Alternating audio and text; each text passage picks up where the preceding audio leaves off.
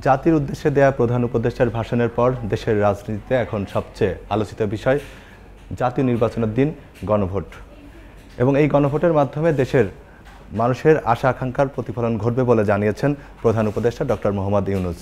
আমরা সকল বিষয় বিবেচনা করে সিদ্ধান্ত নিয়েছি যে আগামী জাতীয় সংসদ নির্বাচনের দিনেই গণভোটের আয়োজন করা হবে।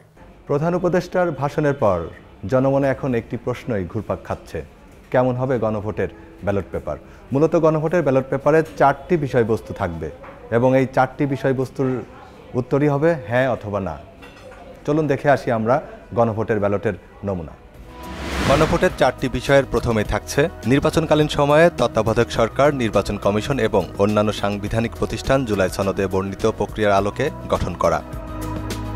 আগামী সংসদ হবে দ্বিকক্ষ বিশিষ্ট, যেখানে জাতীয় সংসদ নির্বাচনে দলগুলোর প্রাপ্ত ভোটের অনুপাতে 100 সদস্য বিশিষ্ট একটি উচ্চকক্ষ গঠিত হবে।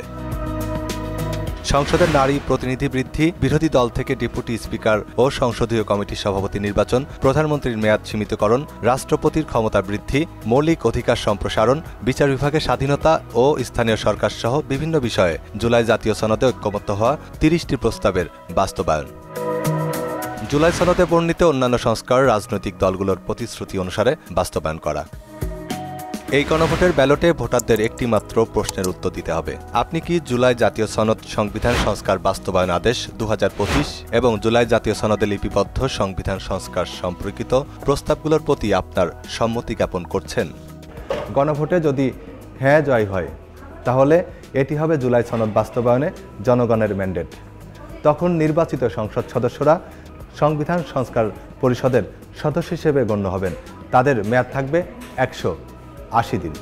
তাদের প্রধান দায়িত্ব হবে জুলাই সনদে ঐক্যমত্য হওয়া বিষয়গুলোর আলোকে সংবিধানে প্রয়োজনীয় সংস্কার আনা। উদাহরণস্বরূপ, সনদে প্রধানমন্ত্রীর মেয়াদ সর্বোচ্চ 10 বছরে সীমিত করার কথা রয়েছে। হ্যাঁ ভোট জয় হলে এই পরিষদ সংবিধান সংশোধন করে এই ধারাটি যুক্ত করতে বাধ্য থাকবে। এটি শুধু একটি উদাহরণ, মোট 30টির প্রস্তাব বাস্তবায়নে তারা বাধ্য থাকবেন।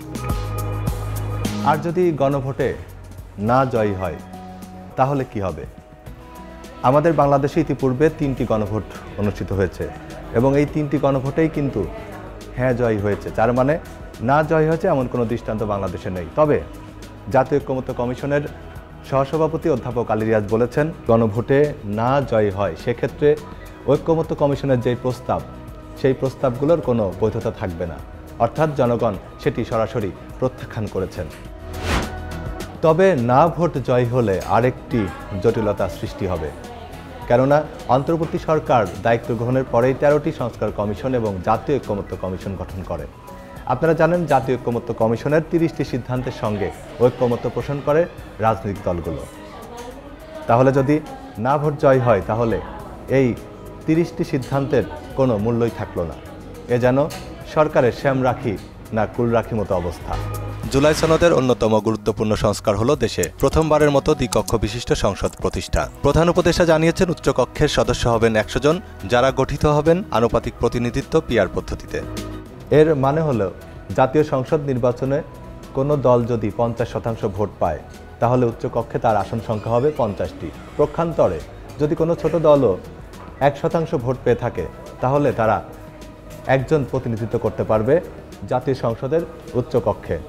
জাতীয় সংসদ নির্বাচনে দলগুলোর প্রাপ্ত ভোটের অনুপাতে 100 জন সদস্য বিশিষ্ট একটি উচ্চকক্ষ গঠিত হবে। প্রধান উপদেষ্টার এই ভাষণ দেশের সাংবিধানিক ইতিহাসে এক নতুন অধ্যায় সূচনা করবে।